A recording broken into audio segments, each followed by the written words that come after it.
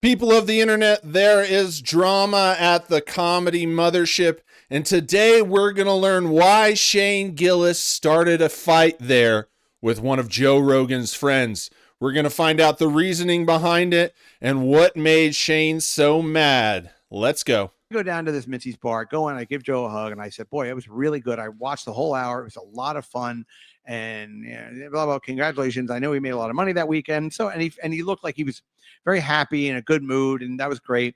So I'm talking to Joe, and then Joe says to me, and here's the story, okay? Is what we've all been waiting for, okay? So Joe says to me, have you met, this is my friend Tony. Okay. And I'm talking to Tony this guy. Heathcliff. So I'm talking to this guy, Tony, and I go, hey, how you doing? And he's not a very big guy. He's a little guy.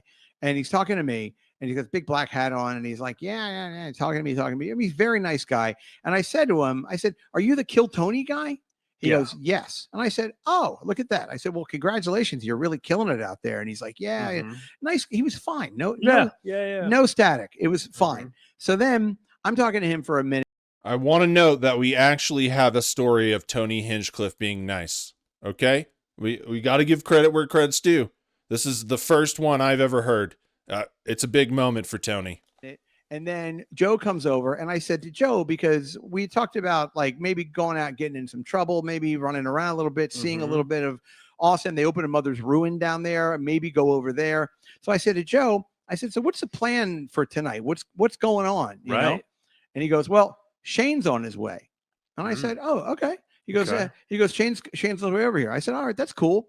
So great, fine. So I'm talking to Joe, and then Shane comes in. Okay. Shane's about 6'3", maybe something like that, 6'4", maybe.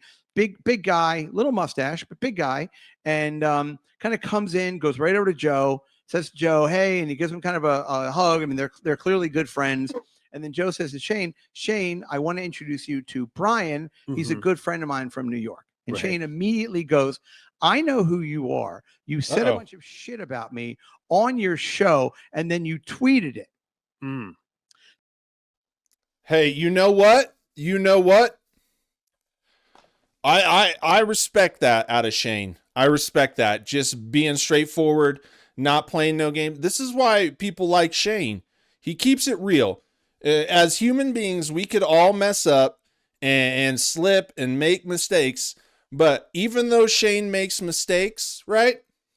He owns up to them. But most of the time, he also keeps it real with people. He's a guy of the people. That's why people like him. People always like those guys. And of course, as I always say, he's blessed with that good thing that you get as a human, where you're just a guy that everyone likes. And hey, confront the guy. Why would you? He's not scared of Joe, right? He doesn't need Joe. He doesn't have to suck up to Joe. So why would you try and be pleasant with someone that ran their mouth about you?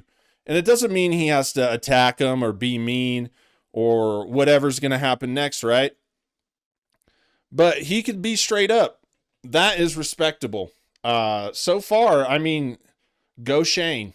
So I'm like, oh, okay, I guess we're doing this. Yeah, so, pretty confrontational. So I said to Shane, and by the way, this is almost, look, this is pretty much right on point. I'm not going to say I'm quoting, but like any liberties. I'm really going to try to keep this as close to like what really happened as possible. And so he goes, you said a bunch of shit about me, and then you tweeted it. And I said to him, I said, well, not really. I said a bunch of shit about you, but I never tweeted it. I don't really tweet. I said, but I did say a bunch of shit about you. So Shane is standing there, and he's not aggressive, but he's visibly annoyed. So this guy, Tony, comes over, right? Tony stands next to Shane. And the image that popped in my head is, you ever see A Christmas Story with the leg and everything? Sure. Do you remember the one bully that had the coonskin cap? Yeah, and Scott Farkas. Yeah, very good. And then the little guy with the little derby hat. Of course, and he goes, are you going to cry, little baby? You're going to cry? So I looked at Tony, and I was like, wow, he reminds me of So, okay, this is further understanding for why Shane confronted this guy. Because he talks shit about Shane, probably on a video, I would assume. And we all know Shane, when he was confronted about talking shit, he wanted to keep it in private. Remember, he beeped out that guy's name when that other comedian was talking about somebody at a comedy space or whatever, comedy club. So Shane doesn't like to air out his grievances like this, and that pretty much tracks with Shane. The drama, you don't hear much about it. And so when I'm looking at this guy, I'm the guy saying the story, I'm really seeing that he's an opportunist, because he harped on Shane when it was fashionable to harp on Shane. And then he has another exchange where Shane confronts him, and he's already making a podcast about it, trying to gain some notoriety. And, he could be successful with this. But what kind of guy, especially how, like we've said before, territorial Joe Rogan is about the comedy mothership and what comes in and what goes out. So now this is what happens. I think it's in Mitzi's bar, but I'm sure it's only for the comedians and their friends, right? So now in this private space where like the media would love to be a fly on the wall, this guy is airing out comedy mothership drama onto YouTube for lots of people to see. And it's understandable with a guy, he's just an opportunist rat. And a guy like that, I mean, even if he didn't say anything about Shane, I'm sure Shane would have sniffed him out. This guy, like, he's just airing all Shane's beef for people like me in the commentary world to talk about. I'm just not a fan of this guy right now. And it's not my bias towards Shane in the Rogan sphere, but just seeing how this guy, he's insulting, right? He's supposed to be Joe Rogan's friends, but he's also insulting all of Joe Rogan's like closest friends, as far as we know. I don't know. What do you think? I think this guy is just bad news. The little bully from, Yeah. But again, there was nobody was bullying me, but they were standing there, and Tony says like, oh, hey, he came over to say hi to Shane. And he goes, hey, Shane, what's going on? And then Shane, like literally, and we're all standing within like 5 feet of each other. This bar is not big, and we're all in a pretty tight space right at the bar. So Shane's like kind of motions to me. I'm right across from him. And he goes, yeah, this guy said a bunch of shit about me. And then he tweeted it, and I interrupted him again. I said, I never tweeted. I said the shit, but I didn't tweet. Right. And he's like, well, he said a bunch of shit about me. So I just said, I attempted just to put it to bed sort of immediately. Right. And I said, listen, this is how I remember it. You came on the show about 6 years plus ago. Oh my God. I know it's crazy. A long time ago. Yeah. It's a long time ago. Well, it could have happened. It was like it happened. It was like it happened at that domain place in the Apple store Right. the day before. But I said, this is what I remember. You came in. I thought that you were a member of the audience. You came in. You were actually the guest on the show.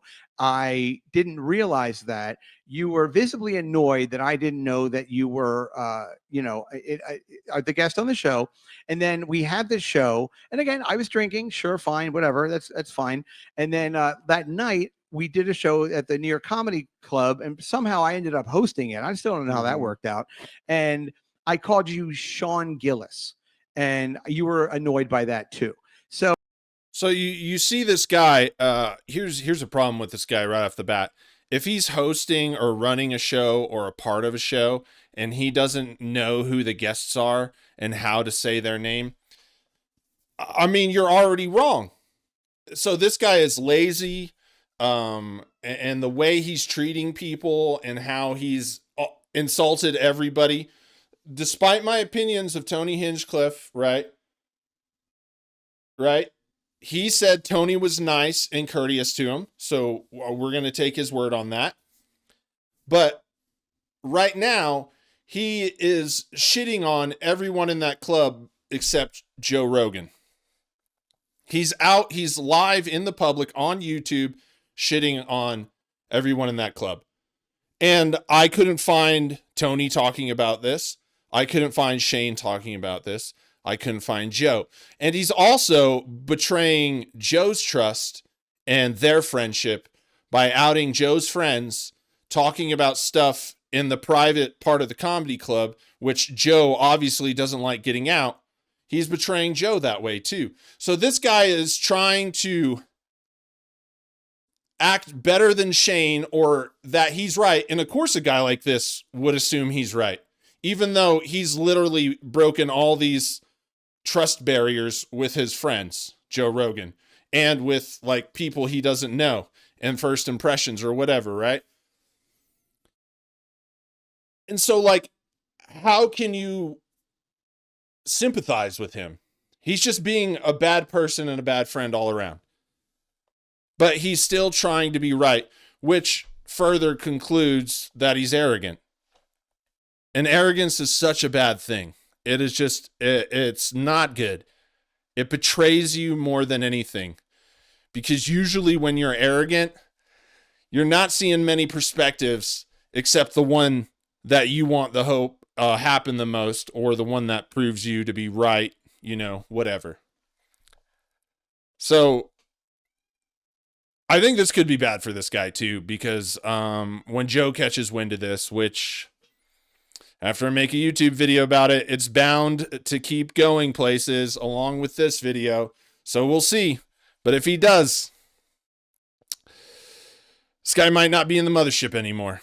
So my memory, my recollection of our interaction was that you were high-handed with me, and you weren't particularly I don't know, friendly to me about you weren't really putting up with. I said, but again, you just gotten, I think I said you got fired from SNL like 3 times. I said, you just gotten fired from SNL, and you were maybe you were in a bad place, or you were grouchy. I feel like this was way before that.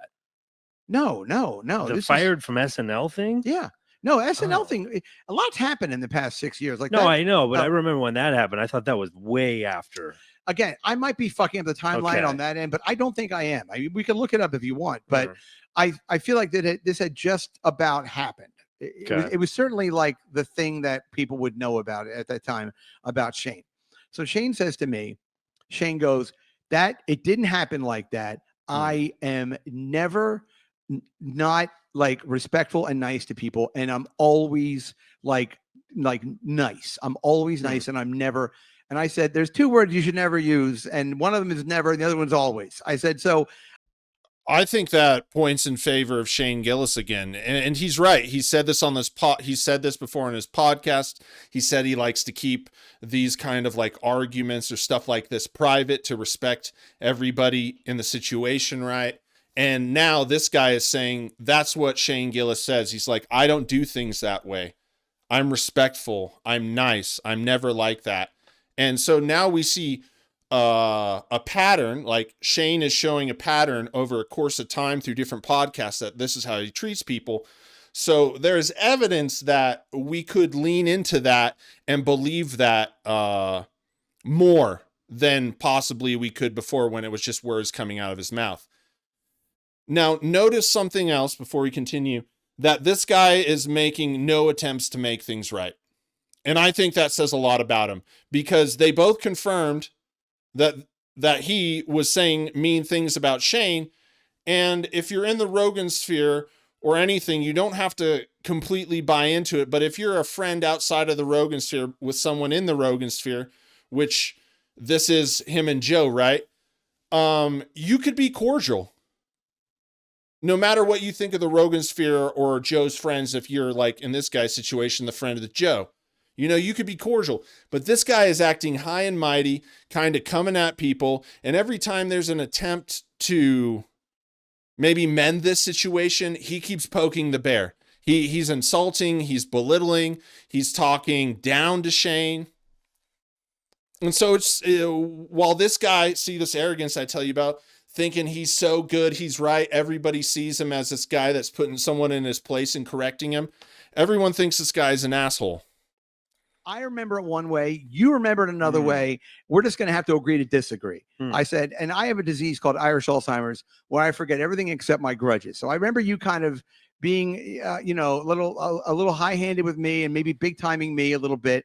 And I said, but honestly, and I'm talking, this is really how I'm talking to this guy. I said, honestly, you are fucking killing it out there. What do you give a fuck what I have to think anyway? Kind of, right? I said, so you see this guy, he's trying to claim authority and like absolute truth in these statements where I have this Alzheimer's, I forget everything in my grudges. What he's trying to say to Shane is you can say anything, but when it comes to grudges, I'm the authority because I made a statement like that, right? It's just like I know the truth because if there's anything in this world that you can't call me out on, it's my ability to retain the information of the event that led to the grudge while it happened and after, you know, which is showing that this guy lacks empathy, you know. He's got to be like late 40s, 50. So he, as an adult, he still hasn't matured to be able to mend bridges, not just burn them. Burning them is a thing you do in your 20s and early 30s, right? And I just can't put my faith in this guy.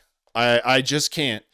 If I were to pick anybody that's wrong, I would think it was him. And we could say that because he started it by trashing Shane. Who gives a shit? I said, I'm like a huge nobody. I'm just here. I said, yeah, this happened years ago. I said, but I remember how it happened for me. It's what I remember. Mm-hmm. So, oh, well. So this Tony guy, now it starts to get very good here. So Tony guy goes, did you ever say anything about me? And now I'm pretty sure Kim Congdon is standing next to him. I know. Well, you never say anything about me. Well, because he wants to he sees what's going on here and he wants to like get into it a little bit. Yeah. And so I look at him. Real shit stir this guy. Yeah. Little, put emphasis on little. So I look at him and I said, okay. I said, you are complicit in the election of Donald Trump. Okay. So there's that. I said, and also you never should have said anything about Puerto Rico. It is a lovely island. Matter of fact, it's an island of enchantment. And it says it right on the license plate. And I know that because I spent Thanksgiving dinner with some Puerto Ricans and they eat dinner off of their license plates. That's funny. Thank you. You know, here's this guy claiming authority. And like I said, cordial, like this guy basically is just a dick. One of the first conversations he has with Tony Hinchcliffe and the fact that he's Joe Rogan's friend, right? And I bet this isn't even true how he's saying it. He goes up to Tony and goes, hey, who are you? Are you that Kill Tony guy? Like, come on, you're Joe Rogan's friend. Joe Rogan, you've watched his ascent. He's invited you places. You hung out with him. You don't know who Tony Hinchcliffe is? That's crazy. You're in the comedy world and you don't know who Tony Hinchcliffe is. Love him or hate him, most everybody knows. And especially at the Tom Brady roast and exposure to more of America, I think this guy is absolutely full of shit. And to be Joe's guest, you're his friend, no matter how strong it is, you're his guest. And as your friend, you should treat his business respectfully, no matter how much you disagree with the Rogan sphere. And how much does this guy, right? He's Joe Rogan's friend, so I'm sure he's cool with it. Joe invites you with these celebrities, these famous comedians, this private space in his club, and you're just acting like a giant dick. Now we see why Shane would confront somebody like this, or at least let him know, right? Because I don't think anything will be solved with this guy. This guy will go down burning everything around him. That's what happens. I understand, you know, there's times where you can be like this. There's times where you can be arrogant, right? But at some time, if you don't move out of it, you're just living in all of this waste and chaos and just dead growth. Like none of the vegetables are coming out of the ground anymore. Everything's dead. You've got to develop more than a human. This guy has done nothing but shown me that Shane Gillis did the right thing by confronting this guy, because this guy is obsessed with himself, obsessed with being right, and he's just dropping things. The way he's acting is he wants to use this moment to look like, oh, I was too cool to know who Tony Hinchcliffe was. I just wasn't in the know. you know? And how do you trust somebody like this? It says a lot about Joe Rogan, too, to have a guy like this as friend. I'm just saying, all of Joe's friends are pretty shady outside of Shane Gillis. But Shane Gillis don't got to play by the rules. Yeah. I'm just trying to fuck around, and God yeah, forbid, let's have a little fun. I'm just people. trying to joke around. Right. Yeah. I said, and also, I said, Dominican Republic is right next door. I said, and that is a real shithole. So I said, so there you go. Mhm. And I'm pretty sure the Kim girl was next to him and she was laughing, but it could have been somebody else. I don't know. That part's a little blurry on that side. And he's who I believe is Puerto Rican. She is Puerto Rican. Yeah. Yeah, she was. That's why. Yeah. By the way, ties together. Hey, Kim, return my phone. Weave it. Okay. Yeah. Kim, return the phone. No questions asked, please. All right. We all know what happened. So anyway, so I'm like talking, and then I'm kind of like, and Joe's standing there kind of with his hand at his head. Right. Yeah. And he goes like, and he's like, you know, it's like Michael apologizing for Fredo, you know, and he goes like, and he goes, and he goes to Shane, he goes, you know, Brian was a bad drunk. And I look at Bill, and I go, oh, I was a very good drunk. I got drunk very well. I was excellent at it. And That's I said, debatable. And I said, that doesn't have anything to do with anything. I always had fun. Fuck you. I don't care. No, I'm sure that you, I'm sure you had a great time. That's all that really matters, you know, at that point. So I just Look, you can be very self-centered in life, right? If you choose to be. But I think if you insert yourself into the social world and you want to have relationships with people and friends, and you know, you got to learn this the hard way too, but you've got to kind of have a general baseline of respect, right? And now even Joe Rogan's apologizing. And what I find funny is you would think this guy fits right in with them because he's basically the guy that wants to run his mouth and say the things that shouldn't be said and be shocking and on the edge like an edgelord, right? Edgelord comedy. And even Joe Rogan and the Rogan sphere are not having it and are offended by it and embarrassed. That should say a lot about this guy. And also about them that when it gets pointed right back at them, I'm not saying Shane Gillis, but when there's a guy that acts like them and takes it to the limit, they don't like it either. I've told you this, that nobody likes that shit. And you have to be really self-centered to be that kind of guy that puts that shit out there, because you have to think in your head that these people actually like that, when in reality, they're just going bad drunk. They're going, I forgot this guy's a real fucking dick. That's what Joe Rogan's saying. Sorry for bringing a dick back here. Side, I'm going to extricate myself from this area. So immediately to my left, there are these two girls. And I turn to my side, and there's this girl standing there, and she's in this little black dress, long black hair, very skinny, very cute. And I turn, she looks at me, I look at her, and she goes, hi. And I said, well, hello. And I start chatting with her. Now, what I start doing is, and now Shane, at this point, like I'm forgotten about. They're talking, but I can still, I don't want to say something corny, like I can feel the energy, but like lingering. There's something, you know, it's just animosity. It was just right over there. It was, and this is all about 6 feet away. So I made the executive decision in my head. I'm like, I'm going to bust this girl up. I'm going to really get her going. So now this guy is going to show you what a ladies' man he is, despite us staring right at him and seeing for our very own eyes. Now this guy is going to tell us. And by the way, between all this drama, I just happened to pull this hot chick, right? And I bet he's going to say some really like offensive jokes in between there. We just said this guy wants to be the shocking, wants to say, right? Mr. Cool Guy. I bet he's going to say some offensive jokes. I could feel it in the air tonight. I've got her laughing and laughing and laughing and laughing.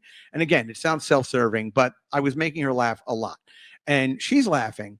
And at a certain point, she's laughing. And then she hands me her drink.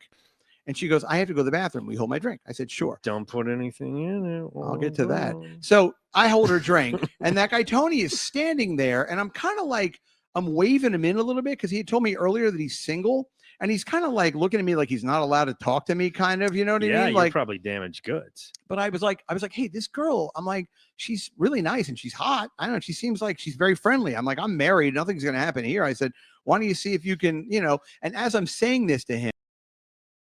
Isn't that funny? He points at Tony and Tony looks at him and he thinks it's like, oh, he's not allowed to talk to him. But it's like, no, you just got done hitting some buttons. For Tony, that Puerto Rico thing is probably a giant button, right? It's probably something that Tony hates, and it's going to be brought up his whole career. And Tony is probably sick of it. If I'm looking from Tony's perspective, I would be too. He's literally been mocked like almost a year or over a year, somewhere around there, for that. And it's going to keep going on until the day he leaves this planet. And this guy just comes straight in right as he meets him and hits that one right on the target. And he thinks Tony's not looking over there because he's not supposed to talk. No, you just insulted him. You just insulted him. He's looking at you like, what a scumbag. Can you get this guy out of here? This energy in this bar would be way better when we don't have this creepy dude lurking. It's just like,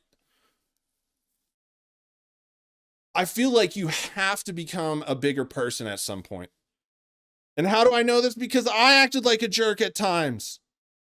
I acted like a jerk, thought I was better than people. And it gets you nowhere. It gets you nowhere. You got to fix it, man. And this guy is just, he's thinking he's going to get this publicity and people are going to side with him. But anybody with half a brain could see that this guy is just a shitty person. Absolutely. She comes back in and I have her drink and I give her back her drink. And I said, look, I think you should know that this guy tried to put a roofie in your drink. And I told him he can't. There it is. And I said, also, look at that dress. It's kind of not necessary. I said, you see, it is. It really is Coles to Newcastle. I mean, that really is like bringing sand to the beach. And she's laughing. You go, yeah, I know. You don't need to roofie me. I love it. You know. There it is. I mean, you know, are those jokes you tell to a woman in a bar where shit like that happens regularly? I would just like, that's something I would stay away from. You know what I mean? And then jokes about the dress. Just guys just hitting them all, man. There's just got to be decent respect. You know, if you don't like somebody, don't go and meet them. If there's a room where there's people you have beef with or an event, don't go to the event or avoid those people. But this guy is just like trying to be the coolest guy in the room. And you're not. Very fun girl, very nice girl. And this Tony guy's standing there. So then I just say, I go, all right. Her drink was almost empty. So I said, can I get you a drink? I want to go to the bar. I want to pretend I'm getting a drink. So she goes, yeah, can you please give me a pineapple and a tequila? I said, sure. So I go to this Tony guy. I said, can I get you a little something from the bar? It was a bit of a height dig, but not really. But I said, can I get a little something? I got to look up how. I don't remember him being short. I remember him not being very tall. Okay. But he had a big black hat on. And, you know, again, he was standing next to Shane. So there's like. Yeah, because Shane's a tall guy. It's forced perspective. Yeah. You know, it was like when they shot the Lord of the Rings, they'd always make a little Elijah Wood. They'd shoot him from like a ladder or something. Right. So, so I go, so I say to the girl, okay, I'll be right back. I'll go get a drink. And she's with Tony. 5'9". Yeah. Not super tall. He's not, but he wasn't tiny, but standing next to Yeah. Right. And like I'm 5'11", like I'm a fucking giant. Sure. Who cares? Right. It's critical 2 inches. So, so I'm walking by and I see Joe and he's at a banquet with some other people. And I go to Joe, I go, hey, I'm going to the bar. You want something? I got an empty hand. No, I'm good. So I walked to, and again, this is all happening in like a 10-foot radius. This is not a big area. Everyone's kind of like mushed into this bar banquet area at the very beginning of this bar, right?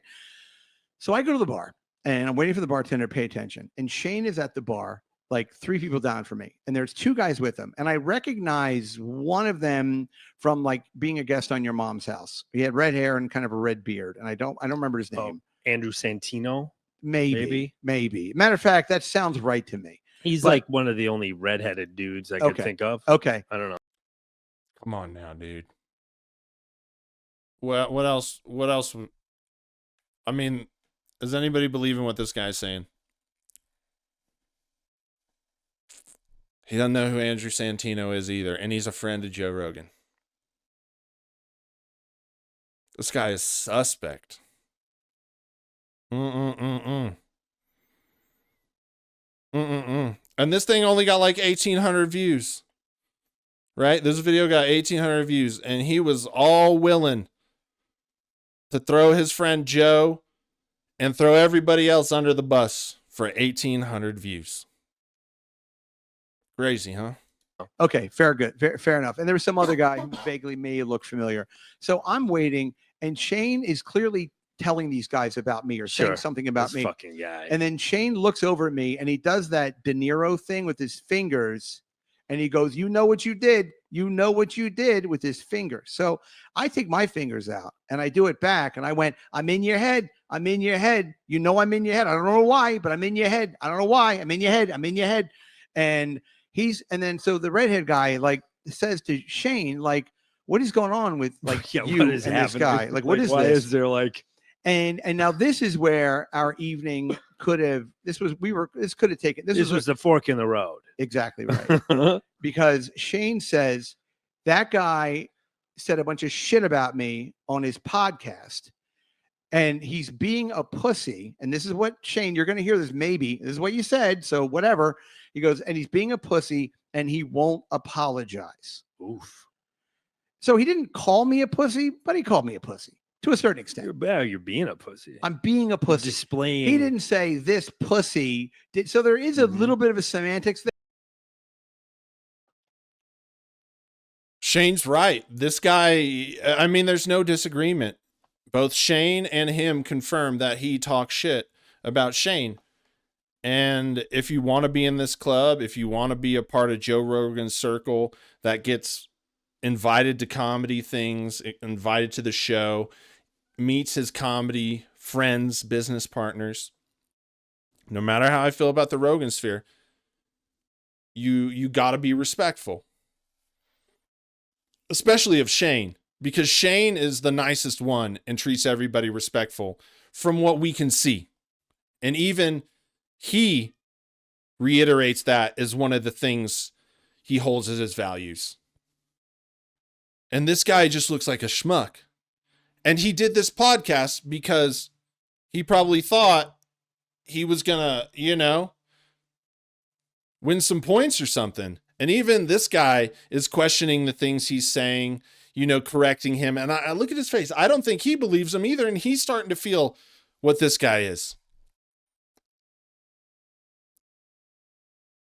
And there's probably a reason we don't know who he is. And I would guarantee it's this kind of arrogant self. And it is, he may know it or not knowing, but it is actually self-sabotaging.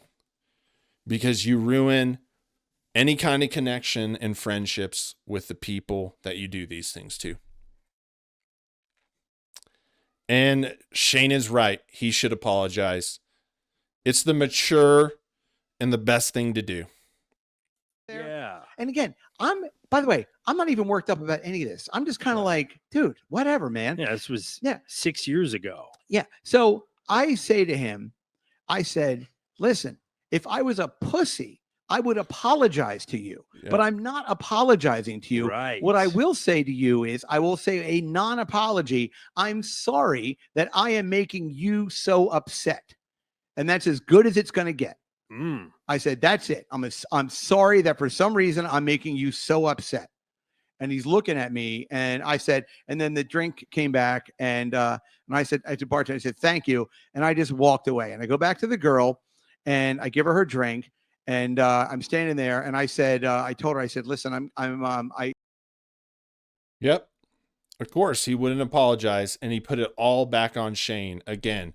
When it all started with him, his words, his actions, and now it continues by him not wanting to take accountability and to put all the blame on Shane being, this guy being in Shane's head, and it's Shane's fault that he's so worked up. It's like, people don't like it when you talk shit about him, especially publicly if you're famous. This is just wild. I said, I'm going to go talk to Joe. And she said, hey, I'm coming to New York in a couple of weeks. And I said, great, I'll take you to lunch. She puts her number in my She puts her number. I said, well, she had a friend with her too. I said, I'll take you and your friend. I wanted to keep this very above board. I want to, plus the girl's 25 years old. I mean, Jesus Christ. Okay, all you bigger podcast channels that edit things and make them a lot better by putting in puns and jokes and clips. I think this guy needs several videos made about how much he is not a nice guy. And for airing out this drama on Shane Gillis, I'm going to see to it that somehow the Shane Gillis dogs sniff this one out. I think this guy, he wants attention. And look, I wish this guy would figure it out. But acting like this,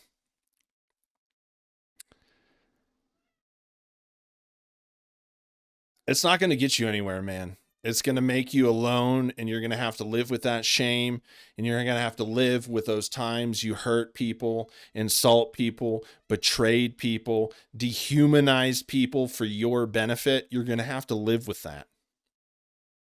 And that's awful, and you're probably already living with that.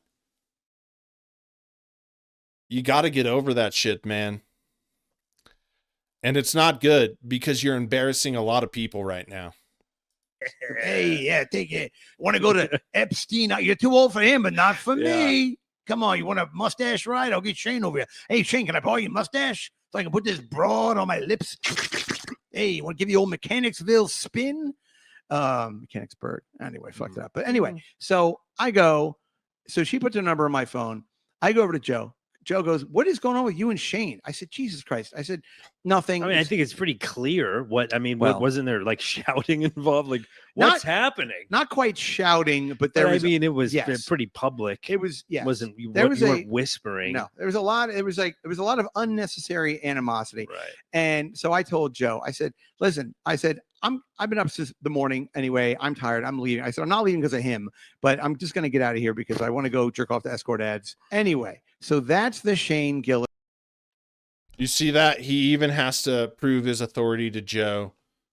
Like, oh, Shane Gillis doesn't bother me, this whole drama. Bro, you're on a podcast talking about it. Of course it bothers you. The things, he thinks people can't see through him, but he's the most see-throughable man in the room. Everybody sees exactly for what he is, what he's trying to hide. And once again, he has to leave and be like, oh, Shane doesn't bother me. Then why'd you make a video about it? Nobody else made a video about it. Why'd you make a video about it? The story. Now, he's not over it. The takeaway is this, okay? If he would have walked in there and saw me and still remembered me and everything and said to me, oh my God, I remember you. Sure. I made you so unhappy with our interaction that you went on your show and you talked about how sad, and it's gotten back to me. I am so sorry for you. Let me give you a hug. If he would have done that, I would have felt like such an asshole. And I just would have been like, I would have been like, yeah, it's cool, man. It's cool. I just, it was just, I was a bad drunk. Joe will tell you, I just made a mistake. Sorry. I would have fallen over myself apologizing. If he just came in and he was like, because here's what you have to remember. I'm sure he worked that weekend. I know he flies private, probably made 50, 75 grand or whatever the fuck it is that weekend. Like I would have, if he just would have walked in there, even knowing me and knowing that, even thinking that I was an asshole or whatever, if he just looked at me and said, oh, fuck this guy. And he went, oh, hey, I remember you. Yeah, you said those things about me. Why I ought to pound you. Right. Let me bring over the little guy over here. We're going to put you on the Kill Tony show. But we're going to call it Kill Brian.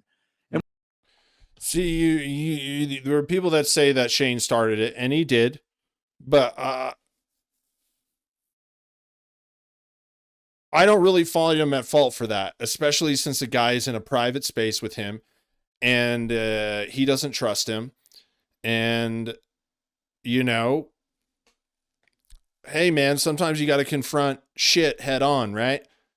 But once again, this guy is putting it back on Shane, even though he started all the drama with the shit talking.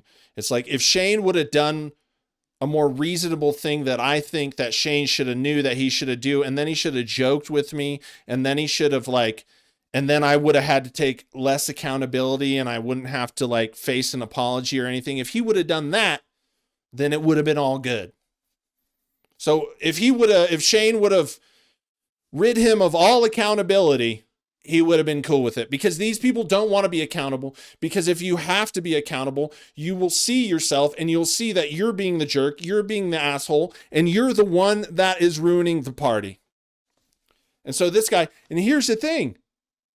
I don't think with people like this in a confrontational situation where they have to hold accountability for doing something wrong, I don't think there's anything that's going to make them happy and not make them act exactly how that is. You know, until he hits rock bottom of this arrogance, I'm always right, I don't want to take accountability phase at some point in his life, he's never going to be genuine or compassionate or empathetic or apologize. And if the main reason, if Shane Gillis knew that, which being a guy that's good with people, he probably had some insight into that. If Shane Gillis knew that, at least Shane Gillis confronted him, didn't let this guy, wonder, or this guy seems to make up a lot of stuff or make up this friendship. Shane Gillis let him know, like, I'm not down with that. And I'm not down with you. And if you can't apologize, then that's what it is. Stay out of my space. And you have to do that sometimes. One person can ruin your vibe, ruin your life, ruin your future. I think this guy's embarrassing himself most of all. We're gonna get you in this town. You better get your 6-shooter. We're gonna meet in the middle of the street. That would have been like, oh, this guy's fucking great. Okay, my bad, sorry. But for someone who he just was extraordinarily thin-skinned, and I'm again, Shane, if you hear this, I'm sorry that I ruined your Sunday night. Hopefully, when I left, you were able to regain some pleasure from your existence once I raid the veto. There it is. And he leaves the conversation and the story by the interaction with Shane, by an insult. And then he said he's thin-skinned. You notice how assholes use that a lot? People that want to be mean, derogatory, racist, all that shit. They always blame it on you're too sensitive and you're thin-skinned.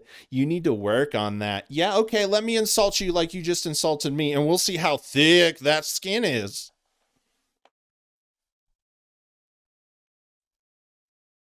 One of the biggest problems people have, including myself, something I've had to work on so I have less of these kind of interactions, is taking accountability.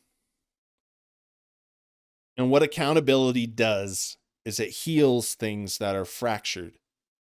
Not owning up to things, lies, trying to keep yourself from being wrong. All of those things make the fracture bigger and don't heal the wound. And we just don't do that as people. Because pride in human society, despite our morals and all of this shit that we claim, pride is always, one's pride for oneself has always been front and center at the top. And pride just don't pay. It just takes away, destroys, and creates chaos. And the next thing you know, you're betraying everybody and embarrassing yourself for 1,800 views on YouTube. And that's probably just the start of all the damage with this guy. Once people catch wind of this, man just created himself a bad situation. And he's probably ruined some friendships, some opportunities, and will probably be pushed to the outskirts of the circle of Joe Rogan. Let me know what you think in the comments. Share the video. Peace.